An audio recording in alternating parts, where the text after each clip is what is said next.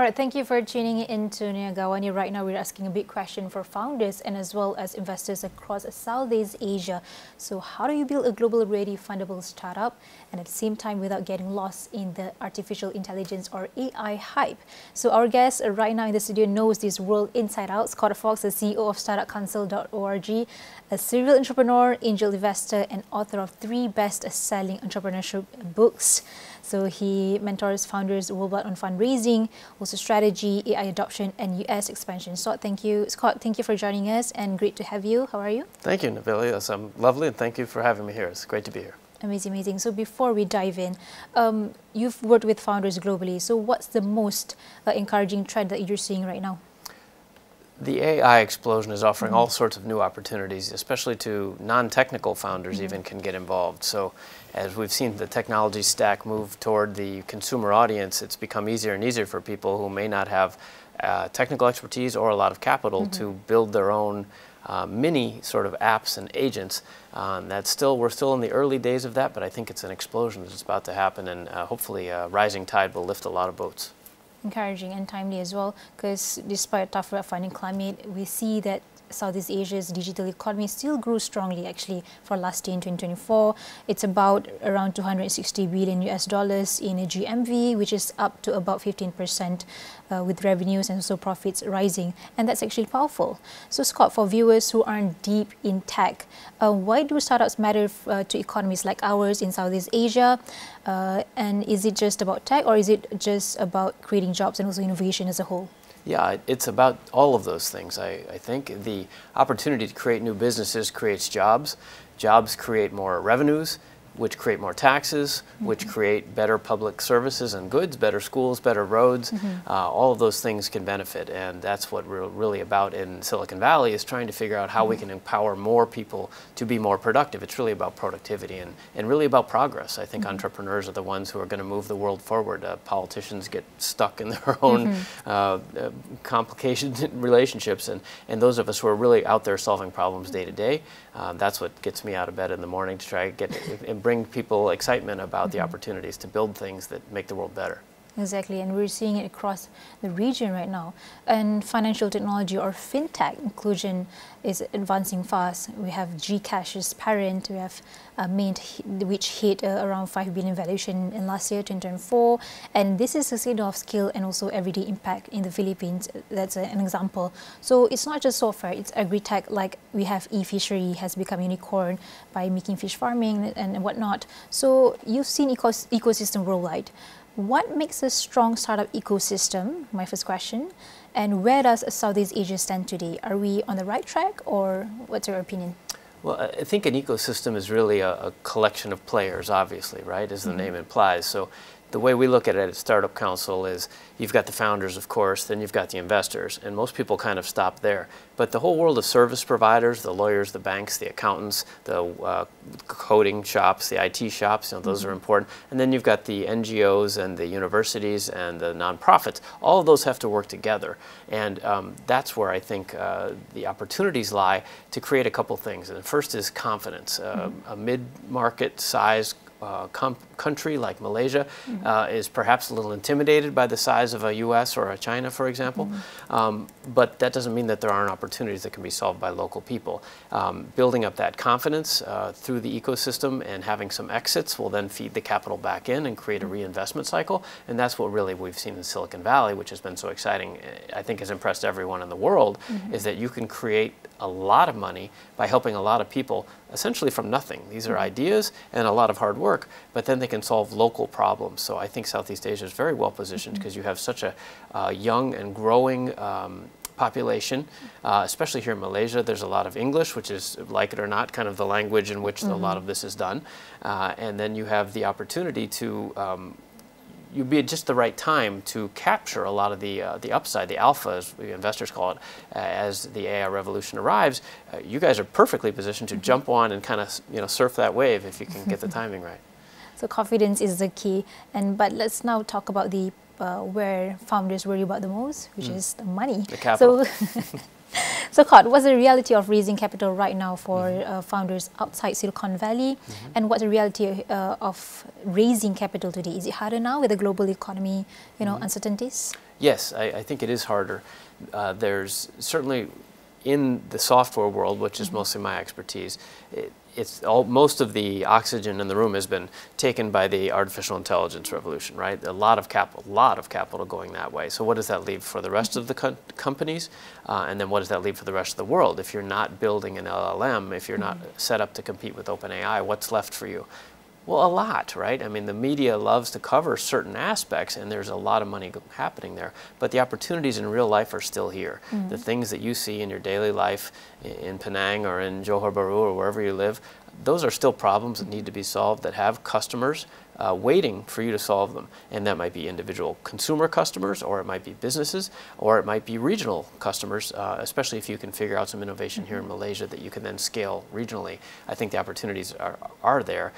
Yes, it's challenging, but it's always challenging. Money does not grow on trees, ever. I was there during the first web boom. My first company, I raised venture capital in 1997. And that was when they said, oh, money was so easy. It was never easy, right? There are times when it is easier, but here's a fact, and this is, you mentioned my books, I'm writing another book about raising money, and here's the fact. The fact is that you are not a statistic. You are a single dot, a single sample, and it doesn't matter what the market's doing. If you are ready to go and build that company, then you need to find a way. That's your job. You're an entrepreneur. So get after it. Go, right? Call me. We'll figure it out, right? We need to be aggressive and ambitious about these things, because if it were easy, nobody's going to invest in you, because they don't want people that do it the easy way. We need people that have grit and are going to find success and bring it home and make everybody better and rich. So funding is selective and not gone, and not easy as well. Yeah, I think that's right. Let's put a situation here. If I'm a founder, how do I actually stand out when check sizes are bigger but deals are fewer? What's your opinion on that? Yeah, that's interesting. So yes, check sizes are bigger and deals are fewer. I think of it as a ladder. So you're going to have to start you're going to have to start at the bottom, and generally that's F&F, friends and family, and you need to find people that are going to trust and believe in you. And even if they don't understand the technology, this is probably friends and family, because they know you. They know Nabila. She's smart. She's got this beautiful idea. I don't really understand it, but we like her. We're going to go for it. And they may have a little, they may have a lot, whatever, but that's how you get started. The next step is the angels. At least in the United States, we have a ladder. Friends and family, then angel investors, then venture capital firms, and then hopefully you get acquired and go public in really big numbers, right? It's your job to do more research, to work harder, not just on the product and the building the team and the marketing, the obvious things, but these days the world is so big that there are pockets of money everywhere. And you need to do extra research to figure out, as you said, is your agriculture tool, or is a med tech device, or it's a better way to make pizza. I don't know what you're doing. But there are investors somewhere interested in almost everything. Right. And you need to do extra research and find those people and connect. And that's your job. Your job is not just to build the product, it's to build the company. And that's a slightly wider lens that a lot of founders miss. And a lot of the founders get frustrated because I do office hours on YouTube. And I had a young woman on my program a month or two ago, and she said, oh, I'm so frustrated, I can't raise money, I've talked to so many people, nobody wants to invest. And I said, how many people have you talked to? You know what she said? 3. I said, 3? That's not right. I mean, you know, yeah, that's not right. You got to be 30 or 300. This is the job. The job isn't just to have an idea and then the money shows up. You got to go find the money. Sorry. That's the reality, unfortunately. Yeah, right. So, Scott, given that you invest at seed and also mentor angels, what are investors really looking for in a startup? And is it the idea, the team, or the traction? Yes, all of those, sure. All of those. The team, the idea, the traction. What's really difficult about this, and like I said, I'm writing a book about it, it's really hard, especially people that might have an engineering or maths background. They want an answer, and there's not an answer. This isn't 1 + 1 = 2. This is a whole bunch of factors, and I think the best summary I've heard of it is Paul Graham is a gentleman in the States who started a famous incubator accelerator program called Y Combinator. And Paul's, you could look him up online, lots of clever things he's said over the years, but he said, how do you how do you find investors? Be investable.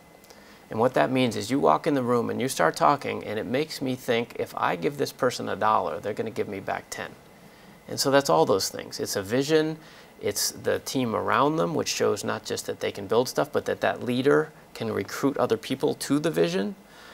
It's a capital structure, meaning how much you're going to sell this, what is it, what does it cost to make, how much you're going to sell it for, and then how much do you make, and then how often does that repeat. We need all those things all at the same time, and in different sectors and times in the market, the emphasis may be on different parts of that, but that's why this is hard. You need to be able to do all those things.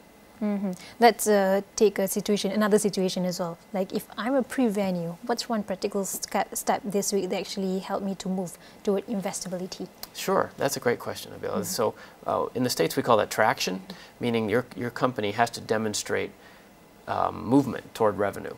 So the best traction, of course, is a bunch of revenue, right? You have a lot of sales, great, that makes it easier. Certainly you might just be able to get a bank loan then. You don't have to give up a piece of your company in exchange for equity. One of the concepts in my new book is MVT, minimum viable traction. Okay. What can you show us? Anything. Because the problem is so many entrepreneurs come and they have a brilliant idea and it may be amazing. They may have the cure for cancer. But if they haven't convinced even a single other person that that's a good idea, why would we believe you? Right? Okay, so maybe your mom invested. Okay, that's two, but that doesn't count, right? You have to go out and engage with customers. So minimum viable traction is the idea that even if you have no revenue and you don't even have a product yet, what can you do to give me some numbers? Investors, we eat numbers. If you don't feed us numbers, we starve. So what can you do? Well, I talked to 10 customers. In fact, I talked to 100 customers, and 50% of them said no way. Okay, so I went and I updated my message and we tweaked the product a little and we made it blue instead of green, and I talked to another 100 customers. And this time 73% were interested. Okay, that's starting to give me the numbers that show a pattern, and I want to see a momentum, and I want to see that you're the kind of person that can adapt and react to that customer input and pivot to capitalize on it. And then, of course, if you throw real money at it, you can say, well, we spent $10,000, maybe it's on Facebook ads, and we tested the reaction, and we got this kind of reaction. Those are small steps you can show long before you actually have customers paying you money, just to show that somebody other than you and your mom cares. And that is how we minimize risk, and that's what I call minimum viable traction. Did that answer the question? Yes, definitely. Okay. I like the MVT technique, minimum viable traction. But many founders also ask about US investors at the same time, where for non-US founders who want US backers, for example, what's misunderstood about the process that you can actually tell them? I'm sorry? What's misunderstood about the process? Misunderstood about the process. Well, if you want to raise money in the United States, unfortunately, we can't invest directly in Malaysia. Well, it's not that we can't, it's not illegal. It's just that the tax structures in the United States are so favorable for onshore investments that I won't, right? So if you were trying to raise money from the US, you need to do, it's not simple, but it's clear. There's a U.S. corporate entity. You need to start a Delaware C corporation. So a C corporation is just a legal structure, just like you have corporations here, right? But it's a certain kind of corporation in the U.S. state of Delaware. And we have 50 different states, so you can't just pick a random one. It has to be Delaware and a C corp.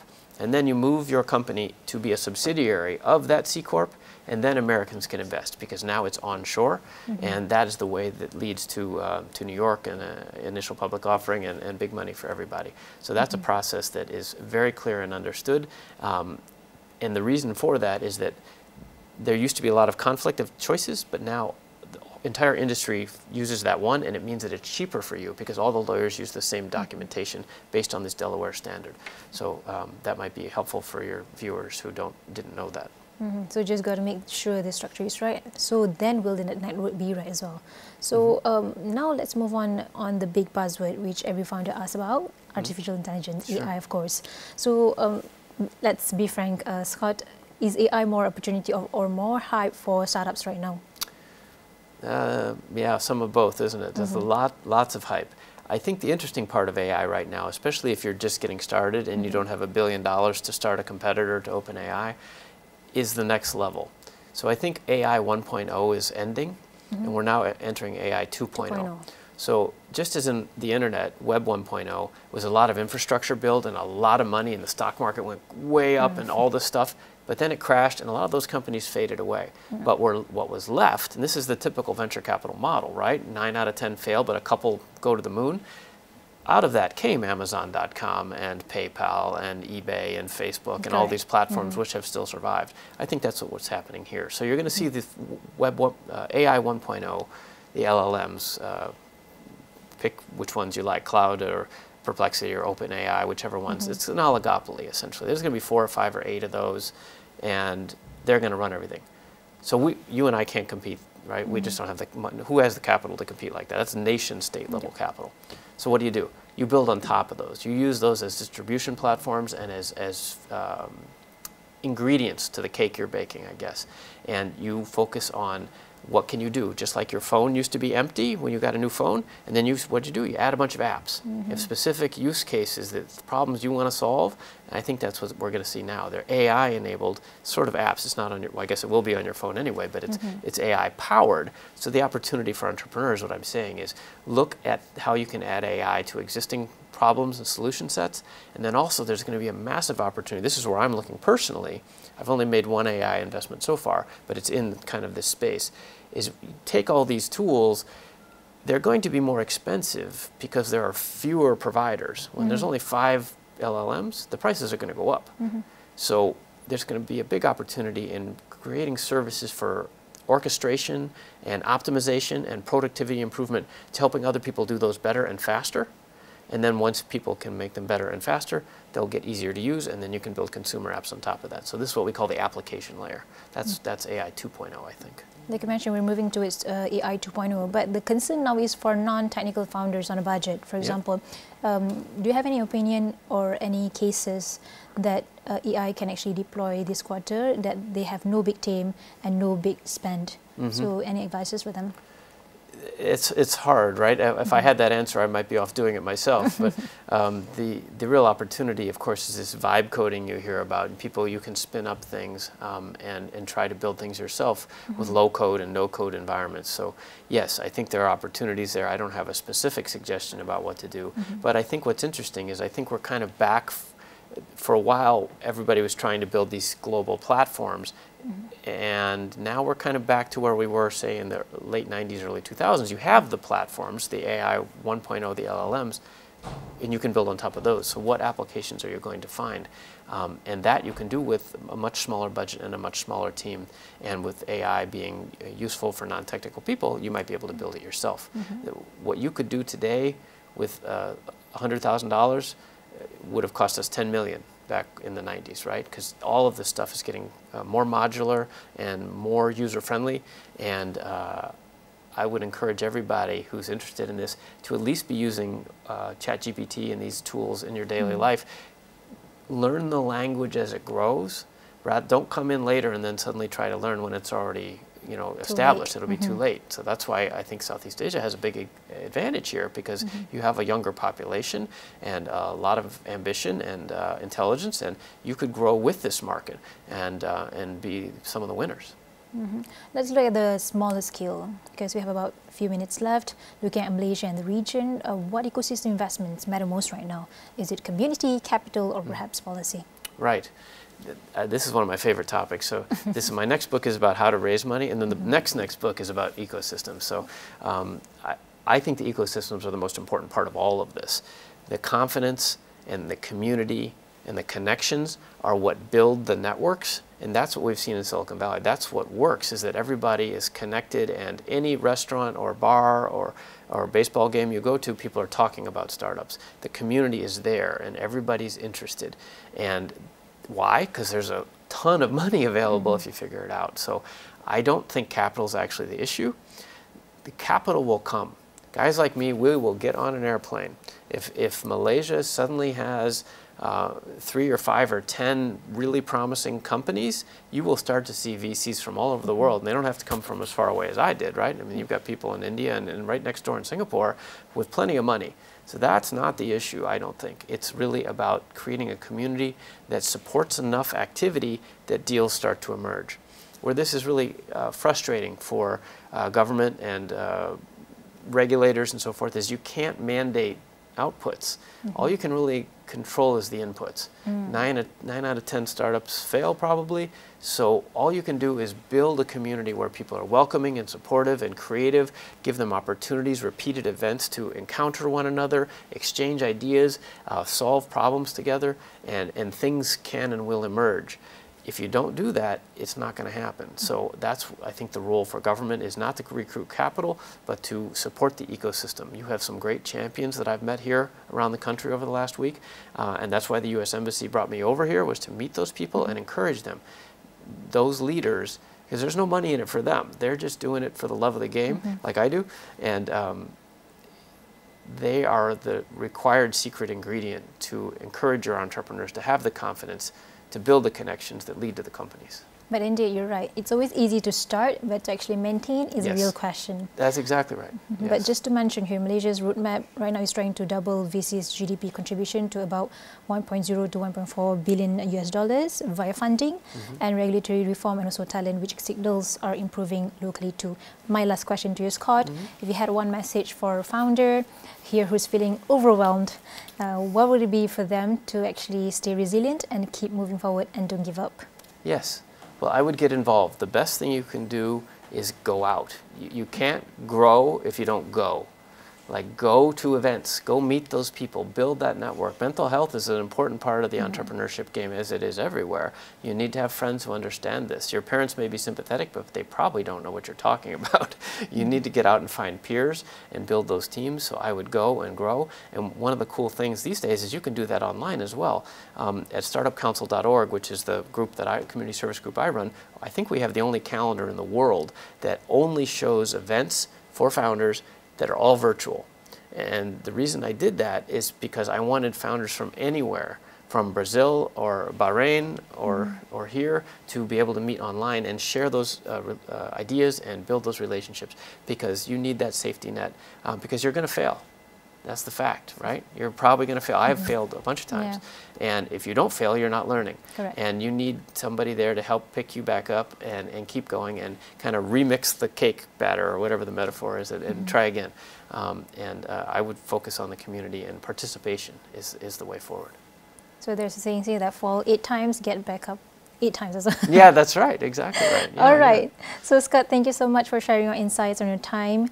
It's clear that while startup journey is challenging, there are real opportunities for founders who are prepared and connected. So for more resources, you can actually check out Scott's work at startupcouncil.org and his YouTube channels for free startup advice. And stay tuned for more conversations after this. AWANI will go for a short break. We'll be right back.